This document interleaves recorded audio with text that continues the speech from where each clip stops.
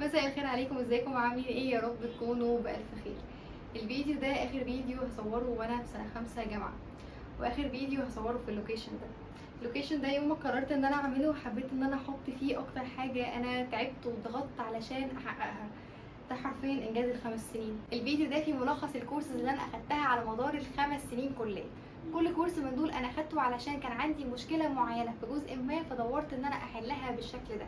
فلو انت عندك المشكله اللي انا كنت بعاني منها، هتقدر ان انت تحلها بنفس الطريقه او تحلها بطريقه مشابهه. اول ما دخلت الجامعه كان عندي مشكله ان انا مش عارفه اتواصل مع زمايلي، مش عارفه اكون علاقات، هايبه الموقف اللي انا فيه جدا ومستغربه المكان، وده ناتج ان انا طالعه من بيئه مقفوله جدا، دايره علاقاتي محدوده قوي. فلجأت ان انا اخد الكوميونيكيشن سكيلز دبلومه علشان اطور المهاره دي عندي واعرف اتواصل مع الناس بشكل احسن. تاني حاجه كان كورس الفيرست ايد، وده كورس بيزك جدا وحاجه لازم نكون كلنا عارفينها. وبعد كده على مدار اول سنتين في الكليه كنت كل كلمه باخدها في الجامعه بذاكرها كويس قوي وبخدمها وبفهمها كويس قوي علشان ما اضطرش ان انا ارجع لها تاني طول حياتي. كنت انترستد جدا في مجال النيوتريشن والقرص، فبدات ان انا اطور نفسي في المجالين دول عن طريق ان انا خدت من زمايلي الداتا بتاعت المعهد القومي للتغذيه، وخدت منهم كمان شويه كتب في النيوتريشن، وبدات ان انا اقرا فيها واذاكرها بحيث ان انا اطور نفسي في المجال ده. وبعد كده شفت اعلان لجو فيديو كانوا منزلين كورس سيرفايكال، كان باوفر كبير جدا، كان تقريبا فور فري.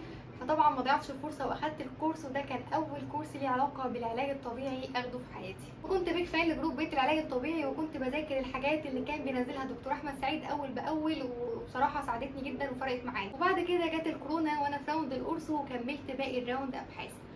وبما اني بحب القرصو جدا ومحتاجه ان انا اطور من نفسي فيه واتاسس فيه كويس، فاخدت كورس بي جيمر واخدت كورس سولفنج ذا بازل، ودول كانوا كفايه قوي بالنسبه لي انه يعوضوني عن الراوند اللي وقع مني في الكليه. وبعد كده خدت شويه كورسات ليها علاقه بالمونتاج والتصوير علشان احسن من جوده فيديوهاتي اللي انا بعملها. وبعد كده حبيت ان انا اطور معلوماتي في النيوتريشن وان انا اكون سيرتيفايد بده، فاخدت كورس دكتور يحيى صادق بتاع النيوتريشن. وبعد كده جت عليا فتره كنت تعبانه جدا، وكان جزء من علاجي الاكوبانكشر. فمجرد ما خفيت دورت ان انا اخد الكورس، واخدت كورس الاكوبانكشر لدكتور محمد الشرقاوي.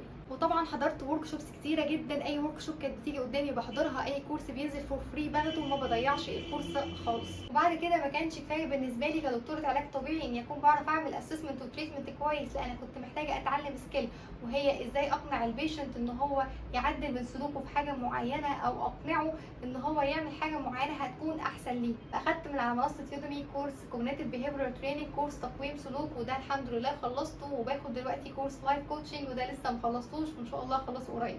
ايه الخلاصه؟ انت بتدخل الجامعه دي عباره عن ورقه بيضاء انت اللي بتملاها بنفسك. هل عايزها ورقه فاضيه ولا عايزها ورقه مليانه بحاجات بتطلعك لقدام وتطورك؟ تطور من نفسك بقى في تخصصك بتاع الجامعه اللي هو مجال دراستك، او تطور من نفسك في حاجه انت بتحبها جانب الكليه، او مشروع انت بتعمله، او تطور من نفسك في الاثنين.